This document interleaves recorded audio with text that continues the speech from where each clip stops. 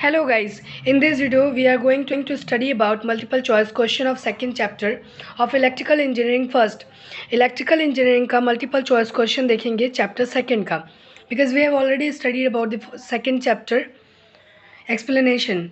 second chapter का explanation हम लोगों ने पहले ही पढ़ लिया है. So हम लोग को ये decide करके चलना है here's how many chapter is here. 11 chapter है, जिसमें से आपका 2 चैप्टर इस वीडियो के बाद कंप्लीट हो जाएगा. एंड डिसाइड करके चलना है कितने चैप्टर है. 1 2 3 4 5 6 7 8 9 चैप्टर बचा है. इन 9 चैप्टर्स को 9 दिन में कंप्लीट करना है. You should have to complete this 9 chapters in 9 days. तो 9 चैप्टर 9 डेज में कंप्लीट करना है. इसका मैं एक्सप्लेनेशन करूँगी, डेली वीडियोज़ डालूँगी. एंड 2 वीडियो डेली अपलोड होगा, एक सुबह में और एक शाम में. जो सुबह में वीडियो होगा वो चैप्टर एक्सप्लेन रहेगा, उसमें शॉर्ट तरीके से चैप्टर एक्सप्लेन रहेगा, 10 मिनट का वीडियो रहेगा. फिर उसके बाद शाम को जो अपलोड होगा वो सारा एक्सरसाइज एक्सप्लेनेशन रहेगा, एक्सरसाइज एंड MCQ जितने रहेंगे और शॉर्ट नोट्स जो रहेगा वो सारा उसमें एक्सप्लेन रहेगा. तो एक वीडियो 10 मिनट निकाल के बस एक वीडियो सुबह देख लीजिए और एक वीडियो शाम को हो जाएगा प्रिपरेशन. बस अच्छे से देख लेंगे, फिर अच्छे से समझ लेंगे तब. अब देख लेते हैं ये शॉर्ट क्वेश्चंस देख लेते हैं. फर्स्ट ऑफ ऑल, विद्युत का सबसे अच्छा सुचालक का नाम बताइए. अब ऑप्शन दे दिया, कॉपर दे दिया, गोल्ड दे दिया, सिल्वर दे दिया, कॉपर दे दिया, एल्यूमिनियम दे दिया और सिल्वर दे दिया. उसमें 3 ऑप्शन दे दिया. तो आप किस पे टिक करेंगे? चांदी पर, बिकॉज चांदी is very good conductor of electricity. वो विद्युत का बहुत अच्छा सुचालक होता है, पर ये बहुत महंगा होता है, इसलिए इसका ज़्यादा यूज़ नहीं होता. तो अगर कॉपर के बगल में इसका ऑप्शन है तो इसको ही लगाएंगे. बट अगर एल्यूमिनियम एंड निकेल है एंड वो दे दिया, क्या बोलते हैं, कॉपर दे दिया, तो उसमें सबसे अच्छा कॉपर है तो कॉपर लगा देंगे. लेकिन अगर कॉपर के साथ सिल्वर भी दे दिया है तो सिल्वर को ही टिक करेंगे.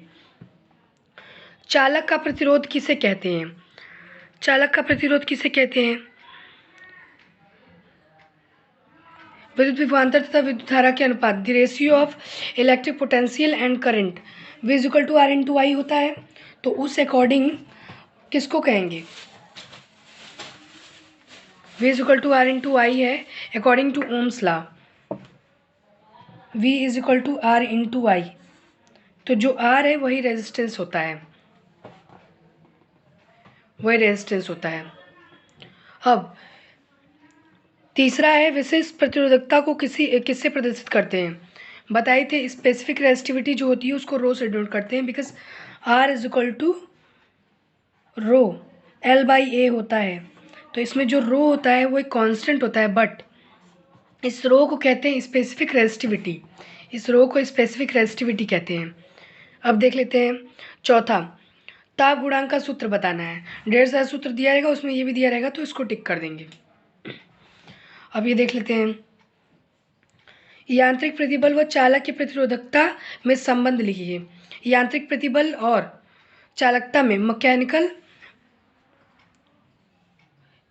यांत्रिक प्रतिबल और फिर से चालकता का जो रेजिस्टिविटी है वो उसके डायरेक्टली प्रोपोर्शनल होता है. मैकेनिकल स्ट्रेस एंड जो रेजिस्टिविटी होती है कंडक्टर की, उसके डायरेक्टली प्रोपोर्शनल होता है. मतलब रेजिस्टिविटी बढ़ेगी तो मैकेनिकल स्ट्रेस बढ़ेगा, या मैकेनिकल स्ट्रेस जैसे जैसे बढ़ाएंगे तो रेजिस्टिविटी भी बढ़ेगी. अब छठवां देख लेते हैं, विद्युत चालक पदार्थों की चालकता लिखिए. कोई भी विद्युत चालक पदार्थ है उसकी चालकता ये है, उसका रेंज दिया रहेगा, तो आप इसको लगा देंगे. न्यून प्रतिरोधी पदार्थों का अनुप्रयोग लिखिए. जिसका वो पदार्थ जिसका रेजिस्टिविटी बहुत ही ज़्यादा लो है, तो उसका यूज़ किस में किया जाता है? इलेक्ट्रिक ट्रांसमिशन लाइन में इसका यूज़ किया जाता है, मोटे मोटे वायर्स लगा दिए जाते हैं. उच्च प्रतिरोधी पदार्थ का एक उदाहरण लिखिए.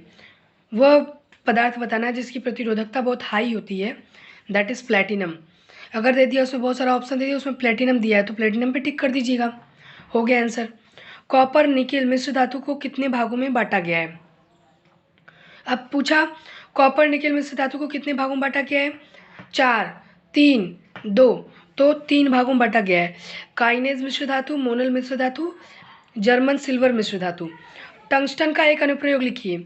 अब पूछा टंगस्टन का अनुप्रयोग कहाँ कहाँ होता है, CFL बनाने में, बल्ब बनाने में, या फिर लाइट बनाने, वो क्या बोलते हैं, ट्रांसमिशन लाइन बनाने में। तो टंगस्टन का यूज़ ट्रांसमिशन लाइन बनाने में यूज़ नहीं होता है, टंगस्टन का यूज़ इलेक्ट्रिक बल्ब बनाने में होता है।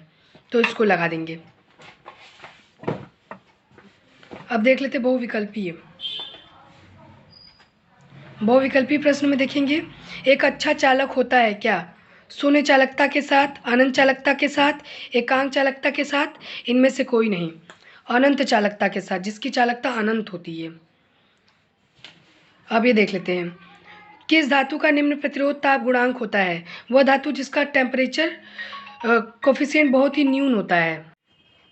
दूसरा है, किस धातु का न्यूनतम प्रतिरोध ताप गुणांक होता है, तो गोल्ड का होता है न्यूनतम प्रतिरोध ताप गुणांक। अब तीसरा है, सामान्य चालक पदार्थ उपयोग किए जाते हैं, कॉपर और एल्यूमिनियम दोनों यूज़ किए जाते हैं। और यहाँ ऑप्शन दिया है कॉपर व सिल्वर। सिल्वर महंगा होता है इसलिए इसका यूज़ नहीं होता है, इसका यूज़ मेडिकल्स में होता है पर उतना वायर बनाने के लिए सिल्वर का यूज़ नहीं करते हैं। मोबाइल फ़ोन्स के शेल्स बनाने में करते हैं, मेडिकल्स लाइन में यूज़ होता है, सोलर पैनल्स बनाने में यूज़ करते हैं, ज्वेलरीज बनाने में यूज़ करते हैं कॉपर का। चौथा हो गया, किस पदार्थ द्वारा अधिक दूरी पर विद्युत भेजी जाती है, तो ये हो गया स्टील रीइंफोर्स एल्यूमिनियम। जो सिरों पर ही लाइन ट्रांसमिशन होता है उसमें इसी का यूज़ होता है। पहले आप लोग देखे होंगे कि पहले जो ट्रांसमिशन होता था वो बड़े बड़े खंभों के द्वारा, तो उसमें ना एल्यूमिनियम का लपेटा हुआ कुछ मोटा सा रहता था वायर, सो वही रहता है स्टील रीइंफोर्स एल्यूमिनियम। अब देख लेते हैं पाँचवां, उच्च चालकता प्रतिरोध में होती है क्या, उच्च चालकता होगी ऑब्वियसली। अगर कोई गुड कंडक्टर है उसकी कंडक्टिविटी हाई है तो उसकी क्या क्या होगी, अगर कोई हाई कंडक्टर है, गुड कंडक्टर है, तो उसकी कंडक्टिविटी हाई होगी। तो इसको लगा देंगे हाई कंडक्टिविटी पर। अब देख लेते हैं ये, किसी चालक की चालकता को उसकी आवृत्ति, अगर हम किसी चालक की चालकता को बढ़ाना है तो उसकी आवृत्ति को बढ़ा देंगे, फ्रिक्वेंसी को बढ़ा देंगे। अब दूसरा देख लेते हैं, सही बात है, सत्य। उच्च प्रतिरोध पदार्थ, अगर कोई हाई रेजिस्टिविटी मटेरियल से स्टार्टर को बनाने में यूज़ करते हैं, मोटर स्टार्टर्स में यूज़ किया जाता है, नहीं, मोटर को स्टार्ट करने के लिए जो उसमें कॉइल्स होते हैं उसमें हाई रेजिस्टिविटी नहीं, लो रेजिस्टिविटी मटेरियल्स का यूज़ करते हैं। हाई रेजिस्टिव वाला करेंगे तो वो स्टार्ट ही नहीं होगा। विद्युत संपर्क के लिए मरकरी को गैस के रूप में उपयोग किया जाता है, सही, सत्य है ये। अब चौथा देख लेते हैं, डीसी मोटर को वाइंडिंग मैग्नीशियम से होती है, ये तो एकदम गलत है। डीसी मोटर की वाइंडिंग मैग्नीशियम से होगी, कॉपर से होती है डीसी मोटर की वाइंडिंग। कोई भी कॉयल है उसकी वाइंडिंग कॉपर से ही मेनली होता है, एल्यूमिनियम से भी नहीं, because aluminium is not good conductor of electricity, only copper is the best conductor of electricity and also silver, but we don't use silver because silver is too costly. So fourth वाले में क्या होगा, magnesium से कभी winding नहीं होती। कोई भी मोटर बन रहा है, इवन छोटा मोटर भी रहेगा तो उसमें कॉपर की ही वाइंडिंग होती है। और जो छोटे छोटे मोटर्स होते हैं उसमें कभी कभी एल्यूमिनियम की वाइंडिंग हो जाती है। जैसे छोटे छोटे जो बच्चे खेलने में यूज़ नहीं करते, जैसे कोई इलेक्ट्रिक कार है छोटा वाला रिमोट कंट्रोल वाला, तो उसमें एल्यूमिनियम की वाइंडिंग होती है। चालकता प्रतिरोध के व्युत्क्रम होता है, ये तो सही बात है।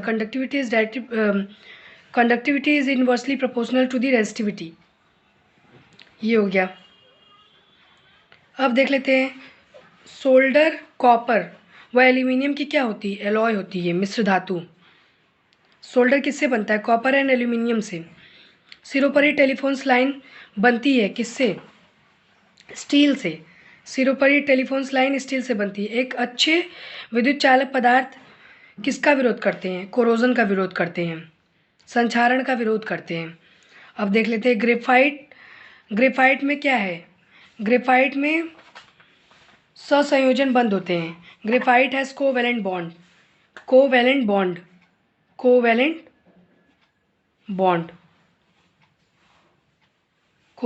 होता है ग्रेफाइट में। अब फ्यूज परिपथों के लिए क्यों लगाया जाता है, सुरक्षा के लिए। Fuse is use for the safety of the circuit की सेफ्टी के लिए फ्यूज का यूज़ करते हैं। अब देख लेते हैं, ये